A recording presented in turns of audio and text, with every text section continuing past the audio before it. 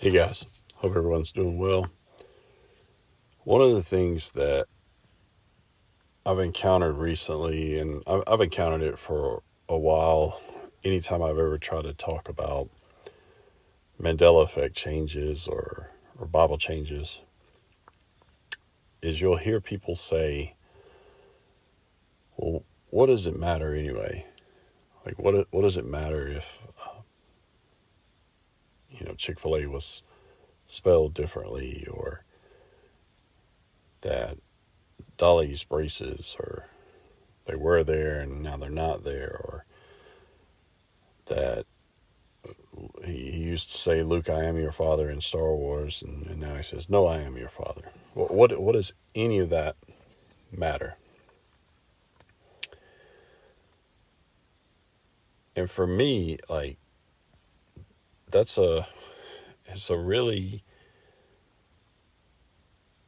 just a really odd question. It's just an odd question to have.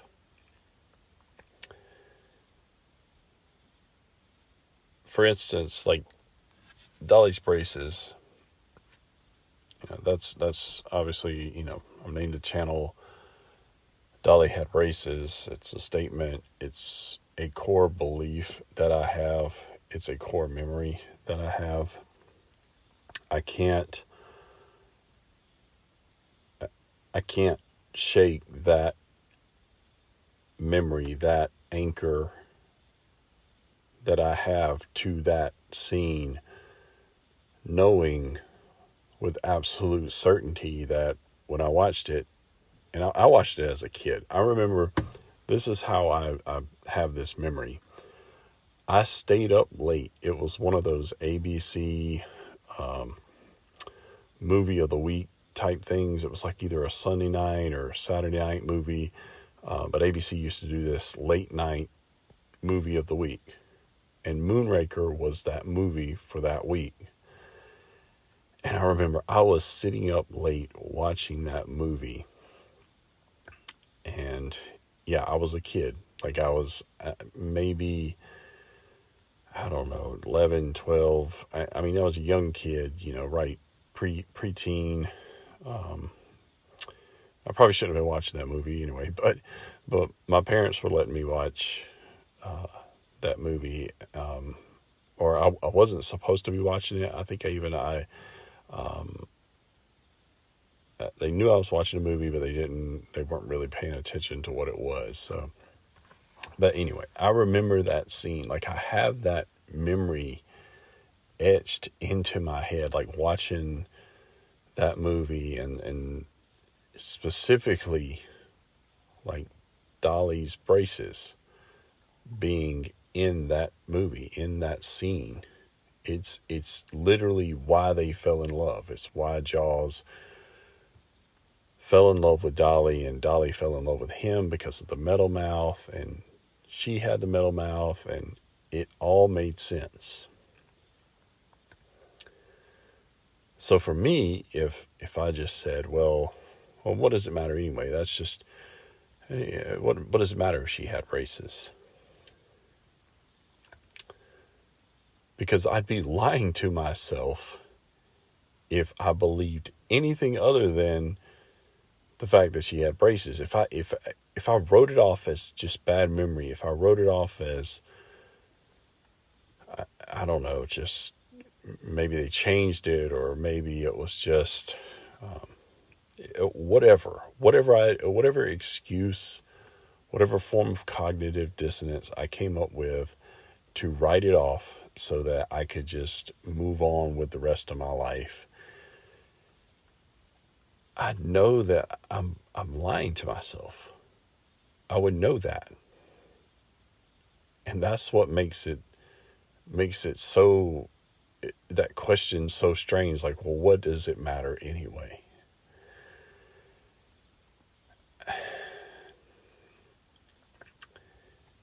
I don't think we can move forward knowing what we know. I don't think we can move forward knowing what we know and not having it change us or alter us, because when I came to that point, when I got to the point where I realized where I was at, and in this reality, where I was just at a low point.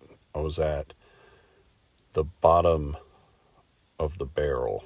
Like I was going to church, I was going through all of the motions of being a Christian, and just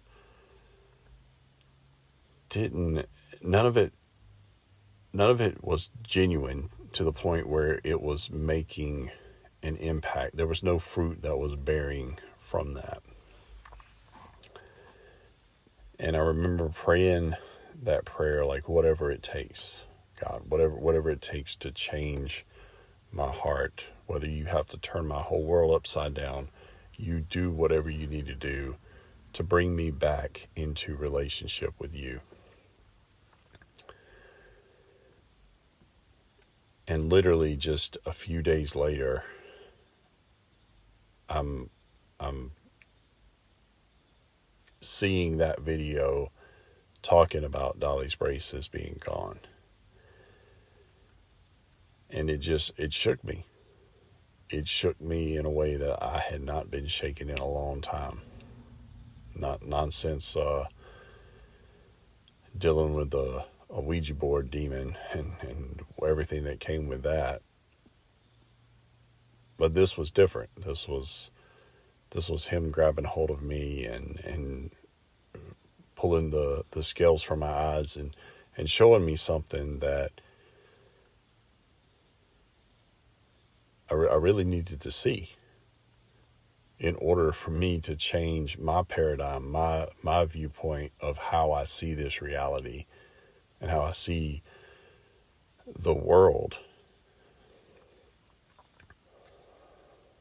Because there's so much stuff once you start really looking at people and you see these things, that how people act, and I call them normies, but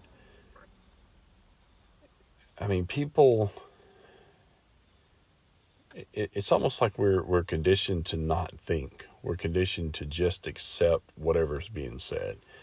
And the most recent example, you have the Epstein stuff going on, and literally they're saying, there is no Epstein list, there is no client list, there is no, we don't have any plain log list or anything like that to really put out to the public. And there never was any. And there's no tape of him, any funny business around his unaliving. That we don't have anything on that. And now the same people that were saying, like, hey, there's a conspiracy here, there's stuff going on, a lot of those same people are now saying, well, the people that are in charge now, they wouldn't lie to us. They wouldn't tell us something different than what it actually is. But they are. That's literally what's happening. It's playing out exactly how they want it to play out. You've been led along this trail where, trust the plan. The white rabbit's coming, or follow the white rabbit. It's happening. It's happening. Drain the swamp. It's all going to be revealed. Like, no, there's not going to be a big reveal. The big reveal needs to be that, hey, both sides are the same bird. Both wings are the same bird.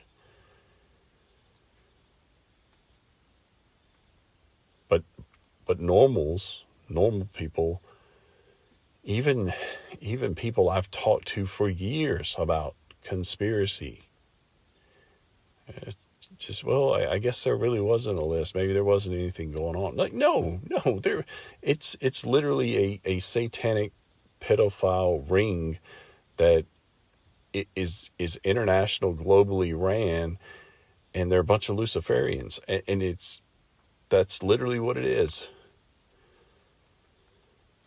You're not going to get a list because they're all in on it. They're all literally part of the same bird. It's the same thing.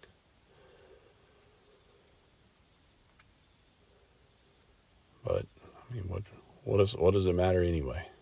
What are we going to do about it? What does it matter anyway? I mean, I guess that's the mentality you take. But you can stand up to it. You can say, no, I'm not going to participate in this. I'm not going to believe this.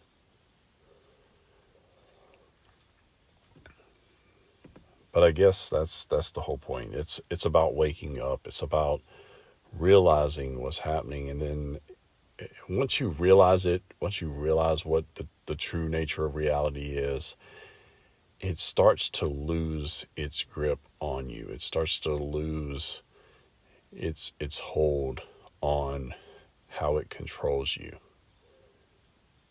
And we are controlled by our reality to some degree. What we believe about our reality does control us. And I think that's why there's so many things that were so important in Scripture about not having such a concern about where our clothes are going to come from, where our food's going to come from, where the next meal's coming from. We can apply all of that to how we live our lives and not being tied to just this overwhelming need to just make all the money we can or have all the material possessions we can. Like, no, let's get a basic car that gets us from point A to point B that's somewhat reliable. Get a house that you can live in that's not going to be completely, some mansion or something that's going to put you in debt for the rest of your life. No, get something that's affordable, which affordable now is even outrageous in a lot of places. But yeah, I mean, that's the whole point. What does it matter anyway? It just matters. It just matters, guys. Anyway, I think I've rambled long enough here. Take care, guys. God bless.